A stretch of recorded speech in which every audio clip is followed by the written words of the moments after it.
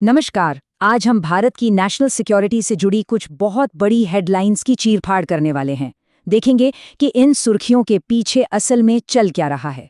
सबसे पहली बात, क्या इंडियन नेवी को 26 राफेल जेट्स के अलावा और भी जेट्स मिलने वाले हैं? क्या ये आंकड़ा 50-57 तक पहुंच सकता है?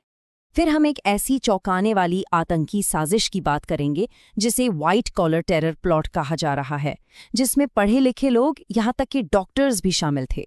और हाँ, इंडियन आर्मी के एक बिल्कुल नए त्रिशूल ड्रोन पर भी नजर डालेंगे जो पूरी तरह से मेड इन इंडिया है। तो यह है आज की कुछ बड़ी खबरें जिन पर हम गहराई से बात करेंगे। तो ये है हमारा आज का एजेंडा। हम फ्रांस के साथ डिफेंस डील्स की बात करेंगे, देश के अंदर जो नए खतरे पैदा हो रहे हैं उन्हें समझेंगे और हमारी सेना की नई ताकत पर भी नजर डालेंगे। चलिए शुरू करते हैं। तो सबसे पहले बात करते हैं इंडिया फ्रांस की गहरी होती डिफेंस पार्टनरशिप की। एक बहुत ही अहम डील हैमर मिसाइल को लेकर है, जो भारत की स्ट्राइक कैपेबिलिटी को एक नया बूस्ट दे सकती है। देखिए, 17 फरवरी 2026 को बेंगलुरु में एक अहम डिफेंस डायलॉग होने वाला है। और ये कोई मामूली सालाना मीटिंग नहीं है। इसका असली मकसद है इंडस्ट्रियल कोलैबोरेशन को बढ़ाना। मतलब अब सिर्फ हथियार खरीदने की बात नहीं है, बल्कि साथ मिलकर बनाने की बात है। तो इस मीटिंग के जो सबसे बड़े आउटकम्स हो सकते हैं वो इस टेबल में साफ हैं। एक तो हमारा डिफेंस पैक्ट अगले 10 साल के लिए रिन्यू हो रहा है, और दूसरी जो सबसे अहम चीज है वो है हैमर मिसाइलों का लोकल प्रोडक्शन। इसके लिए फ्रांस की सैफ्रॉन और भारत की BEL के बीच एक जॉइंट वेंचर बन रहा है। और ये नंबर देखिए, 60%। ये बहुत मायने रखता है। इसका मतलब है कि भारत में जो हैमर मिसाइलें बनेंगी उनमें धीरे धीरे 60% तक स्वदेशी सामान इस्तेमाल होगा। ये मेक इन इंडिया डिफेंस के लिए एक बहुत बड़ी जीत है कि नहीं? चलिए अब जमीन से समंदर की तरफ चलते हैं। एक ऐसी खबर है जो इंडियन नेवी की ताकत को जबरदस्त तरीके से बढ़ा सकती है। और हाँ, बात हो रही है राफेल फाइटर जेट्स की। तो हुआ ये है कि फ्रेंच मीडिया में खबरें चल रही हैं कि भारत ने 31 और राफेल M जेट्स की रिक्वेस्ट की है। अब याद रखिए, 26 जेट्स का ऑर्डर तो हम पहले ही दे चुके हैं। तो अगर ये नई डील हो जाती है तो कुल संख्या बढ़कर 57 हो जाएगी। जरा सोचिए, 57 राफेल M फाइटर्स का बेड़ा। अगर ये डील हो जाती है तो इंडियन नेवी के पास हिंद महासागर में एक जबरदस्त ताकत होगी। ये किसी भी चुनौती से निपटने के लिए एक बहुत बड़ा गेम चेंजर साबित हो सकता है। अब सवाल उठता है कि हमें इतने जेट्स की जरूरत क्यों है? ये कंपैरिजन देखिए, सब साफ हो जाएगा। फ्रेंच नेवी के पास एक एयरक्राफ्ट कैरियर है और 41 राफेल M है। हमारे पास अभी 2 कैरियर्स हैं और तीसरे की प्लानिंग चल रही है।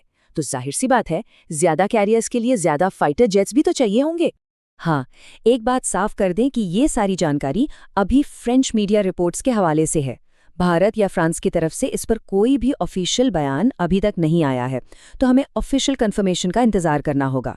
चलिए अब बाहरी सुरक्षा से हटकर देश की आंतरिक सुरक्षा की बात करते हैं। NIA ने एक बहुत ही परेशान करने वाले टेरर मॉड्यूल का भंडाफोड़ किया है, और ये बाकी सबसे अलग है। इसे व्हाइट कॉलर टेरर प्लॉट कहा जा रहा है। और ऐसा क्यों है, चलिए समझते हैं। इस मॉड्यूल की कहानी देखिए। ये कोई रातों रात नहीं बना। 2016 में इसकी शुरुआत होती है, जब कुछ पढ़े लिखे लोग, जिनमें डॉक्टर्स भी शामिल थे, रेडिकलाइज होते हैं।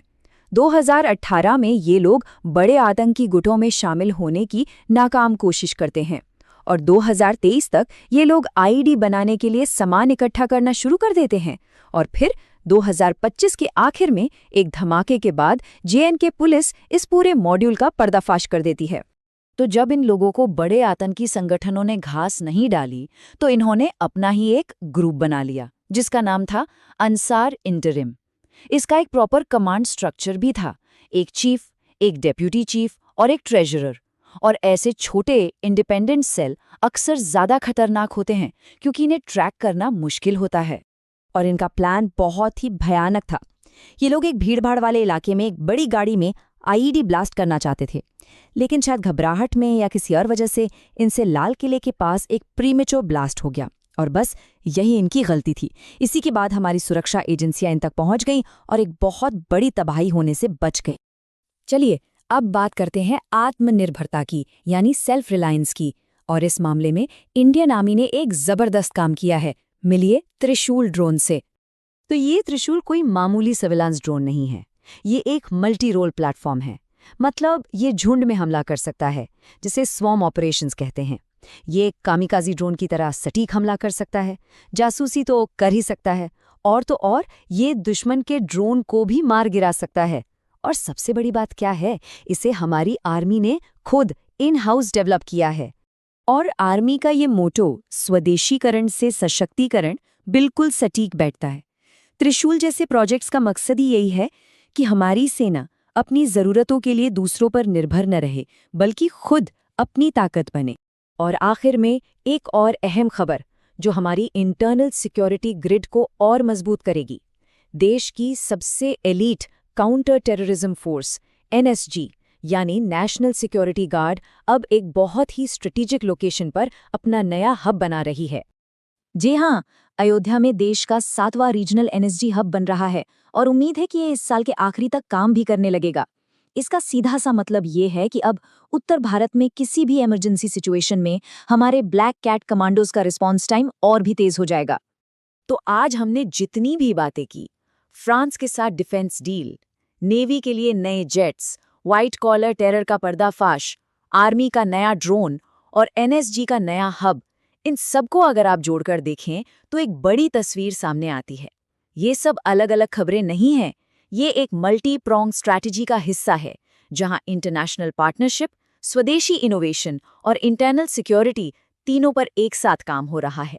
तो ये सब देखकर एक सवाल तो मन में आता ही है कि जैसे जैसे भारत हर फ्रंट पर अपनी डिफेंस को मजबूत कर रहा है, तो भविष्य में हमारे सामने किस तरह की नई चुनौतियां उभर कर आएंगी। क्योंकि जब आप एक दरवाजा बंद करते हैं तो दुश्मन कोई दूसरा रास्ता ढूंढ ही लेता है। इस पर जरूर सोचिएगा।